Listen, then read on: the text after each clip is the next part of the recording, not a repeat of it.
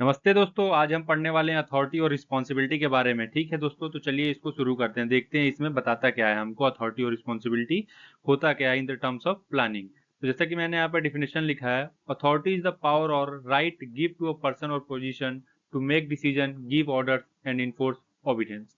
इसका मतलब दोस्तों ये होता है कि अथॉरिटी एक पावर होती है या कोई एक पोजीशन दिया जाता है किसी भी एक पर्सन को कि वो एक अच्छा डिसीजन ले पाए या फिर जो भी वो काम करे वो तो अपने अंडर में लेके काम को खत्म करवाए। ठीक है दोस्तों, तो अथॉरिटी का मतलब सिंपल सादा यही है कि किसी भी एक इंसान को, जैसे मैं कंपनी के तौर पे समझा देता हूँ, कोई भी एक कंपनी किसी एक इंसान को अथॉरिटी दे देती है कि आप डिसीजन ले सकते हैं और अपने काम को अपने तरीके से करवा सकते हैं। इन प्लानिंग्स में यहाँ पे लिखा है, authority is crucial in planning, it follow manager to allocate resources, assign task and make decision necessary. ठीक है दोस्तों, यहाँ पे मतलब इसका ये है, प्लानिंग के टर्म में ये होता है कि कोई भी कंपनी किसी एक मैनेजर को लोकेट कर देती है कि आपको ये अथॉरिटी दी जाती है कि आप इस काम को ऐसे करें, जैसे कि यहाँ पे लिखा है assign task and make decision, और आप डिसीजन ले सकते हैं उसका काम को कैसे कराना है, कितने दिन में कराना है, कब कराना है। ठीक है, तो अथॉरिटी का सिंपल सादा मीनिंग ये होता है कि किसी भी एक इंसान को पावर दे देना किस चीज के लिए, to make decision, to assign task. ठीक है दोस्तों, मतलब कि कोई भी काम करवाने के लिए। सेम इसका अपोजिट दोस्तों यहाँ पे ये बताने की कोशिश किया गया है, मैं एकदम ये स्क्रीन पे रख के आपको दिखाता हूँ। Responsibility is the obligation of an individual to perform the task assign to them to the best of their ability. यहाँ पे अथॉरिटी का मतलब क्या था, किसी को पावर दे देना। रिस्पॉन्सिबिलिटी क्या हो जाती है कि उस सिंगल व्यक्ति को उस काम को करना है। मतलब सपोज दैट कुछ मैनेजर को दी गई थी अथॉरिटी कि आपको इस काम को कराना है, तो एक उस तरह उसको लेना है कि वो एक रिस्पॉन्सिबिलिटी के तरीके, मतलब यहाँ पे एक ऑब्लिगेशन डाला जाता है। ठीक है, मतलब वहाँ पे आपको अगर हिंदी भाषा में बताऊं मैं, तो आपको काम के प्रति कितना रुचि है उस पे वो बताया जाता है कि आपको ये काम करना ही करना, आपको ये टास्क परफॉर्म करना ही करना, ये आप ही की रिस्पॉन्सिबिलिटी है कि आपको ये काम करना है। यहाँ पे भी रिस्पॉन्सिबिलिटी का मतलब भी वही है। इन प्लानिंग टर्म्स में क्या है, responsibility ensure that every task within the plan is assigned to a specific person और टीम। ठीक है, रिस्पॉन्सिबिलिटी ये अश्योर करता है कि जो टास्क जिस टीम को दिया गया उसी टीम को करना है, जिस पर्सन को दिया गया है उसी पर्सन को वो काम खत्म करना है at the particular period of time में। ठीक है दोस्तों, इसका मतलब यहाँ पे है, अथॉरिटी का मतलब हो गया यहाँ पे कि पावर किसी एक इंसान को दे देना, और रिस्पॉन्सिबिलिटी का मतलब हो गया कि जिसको भी पावर दिया वो अपना काम अच्छे ढंग से कर रहा है या करवा रहा है किसी और के थ्रू।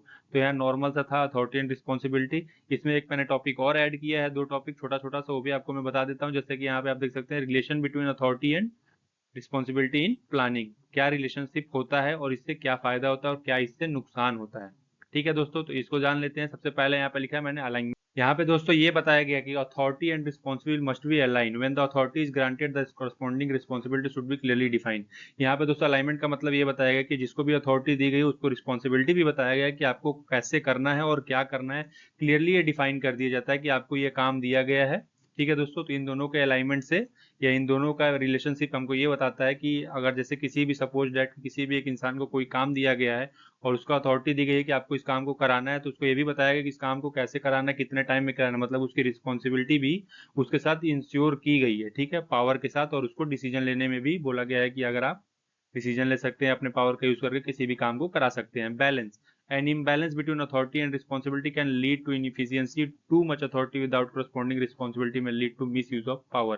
इसमें दोस्तों ये होता है कि बैलेंस नहीं बन पाता है कभी काल। ठीक है, इन दोनों में, रिस्पॉन्सिबिलिटी और अथॉरिटी में होता क्या है कि मैनेजर क्या करता है, बायसनेस करना लगता है, उसी एम्प्लॉय से काम कराता है जिससे वो चाहता है और कुछ एम्प्लॉय को फ्री फंड छोड़ देता है। ठीक है, तो इसमें ये इनइफिशियंसी का कारण बन सकता है बहुत ज्यादा इन दोनों के रिलेशनशिप में। ठीक है दोस्तों, अगला थर्ड पॉइंट जो मैंने यहाँ दिया वो दिया है delegation. In planning task are often delegated to others, when delegating it is to important ensure that those whom task are delegated have to authority needed to carry out their responsibility effectively. इसका मतलब दोस्तों यहाँ पे simple सादा ये बताया गया है कि प्लानिंग में जब भी किसी को काम को दिया जाता है उसको दायित्व को बता देना चाहिए कि आपको ये काम करना है, ऐसे करना है। हर चीज उसको समझा दिया जाता है कि आपके साथ साथ ये रिस्पॉन्सिबिलिटी है और आपको ये रिस्पॉन्सिबिलिटी करनी ही करनी है। इसके इंपॉर्टेंस क्या होंगे दोस्तों वो भी देख लेते हैं एक एक करके। ठीक है, तो जैसा कि आप सब मेरे स्क्रीन पे देख रहे होंगे, मैंने यहाँ पे इंपॉर्टेंस दिया है कुछ। ठीक है दोस्तों, जो कि ऑर्गेनाइजेशनल प्रोसेस में हेल्प करती है, क्लियरिटी, अकाउंटेबिलिटी और इफिशियंसी। दोस्तों अगर आपको क्लियरली डिफाइन होगा आपकी अथॉरिटी और आपकी रिस्पॉन्सिबिलिटी, तो आपके अंदर कंफ्यूजन नहीं होने वाली, कोई ओवरलैपिंग नहीं होगी, कोई टास्क में प्रॉब्लम नहीं आने वाली है। ठीक है, अकाउंटेबिलिटी मतलब proper planning of authority and responsibility foster a culture to accountability when individual answer for the action and decision. Accountability का मतलब यहाँ पे दोस्तों यही बताने का सीधा साधा कोशिश किया गया है कि जिस बंदे को जो बताया गया उस बंदे के लिए वो रिस्पॉन्सिबल होगा फ्यूचर में। अगर वो कोई काम कर पाता है तब भी, अगर नहीं कर पाता है तब भी उसी को आंसरेबल माना जाएगा। Efficiency, well plan, authority and responsibility structure contribute to their efficient. Efficiency रहेगी तो दोस्तों क्या होगा, अगर हमको पता होगा कि हमारा काम क्या है, हमारी रिस्पॉन्सिबिलिटी क्या है, तो हम अपने काम को अच्छे ढंग से करेंगे, जिससे क्या होगा, हम इफिशियंटली अच्छे से काम को कर पाएंगे, जिससे ऑर्गेनाइजेशन का जो मोटिव होगा, ऑर्गेनाइजेशन का जो गोल होगा, वो इजीली अचीव हो पाएगा। तो होप करता हूँ आपको ये तीनों तीनों चारों पॉइंट क्लियर हो गया होगा। अगर अभी भी कोई प्रॉब्लम है तो आप हमें कमेंट करिए, हम आपको तुरंत गाइडेंस देने की पूरी पूरी कोशिश करेंगे। चलिए मिलते हैं अगले वीडियो में, तब तक के लिए जय हिंद।